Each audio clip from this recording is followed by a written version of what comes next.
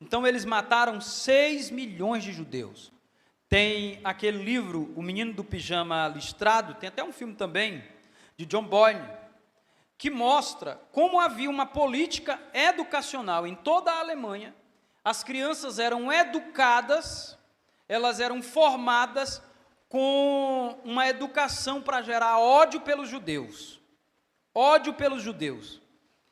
Então, veja só, até a igreja da época foi contaminada, porque criaram a chamada Igreja do Reich. Então, que era a Igreja do Reich?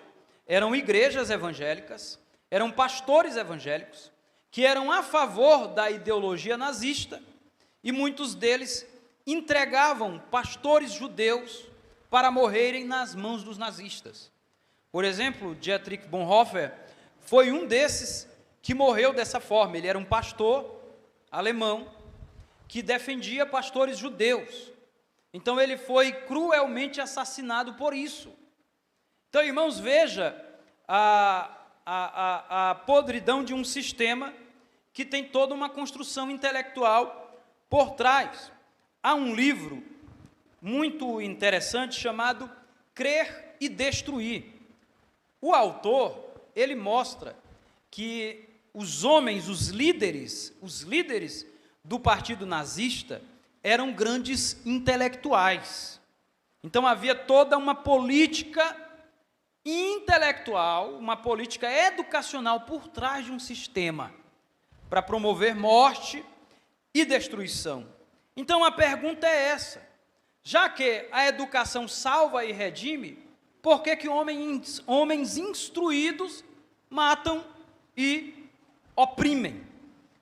Então nós nos perguntamos, irmãos, qual é a educação que pode redimir o homem? Qual era a educação que pode redimir o homem? Um certo pensador diz, H.G. Wells, diz que a civilização é uma corrida entre a educação e a catástrofe. A civilização é uma corrida entre a educação e a catástrofe, mas homens bem instruídos também promovem catástrofes. Então, queridos, é muito sério, muito sério.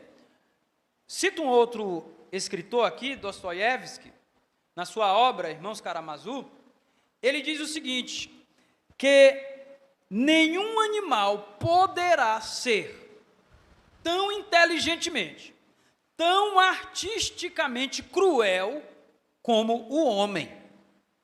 Nenhum animal pode ser tão inteligentemente cruel como um homem. Você chega numa casa abandonada, você ouve o barulhozinho do chocalho da cascavel, aí você se afasta, né? A cascavel te ataca porque ela está protegendo o seu lugar. Mas homens instruídos podem atacar você para arrancar você, amputar você do seu lugar. Então, todas essas questões são muito sérias. Então, irmãos, esta ideia de que a educação pode redimir o homem deve ser bem pensada e bem analisada. Pastor, mas aí depende do tipo de educação e depende do modelo educacional que um país adote. Mas a desigualdade, ela é presente até entre os mais ricos e entre os países mais ricos.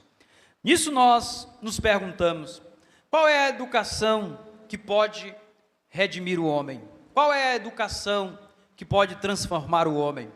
Ouça uma coisa, se o homem não aceita o plano de Deus para a sua vida, nenhuma educação será capaz de torná-lo benéfico a uma sociedade.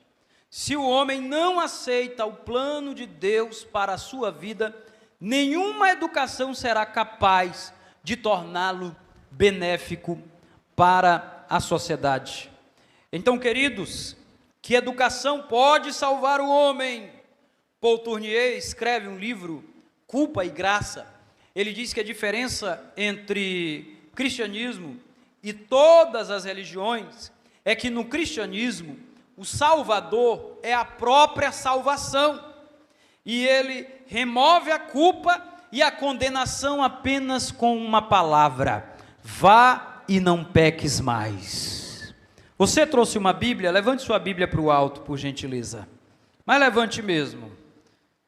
Está nas suas mãos a educação que pode redimir o homem. Mantenha levantada. Está nas suas mãos a educação que pode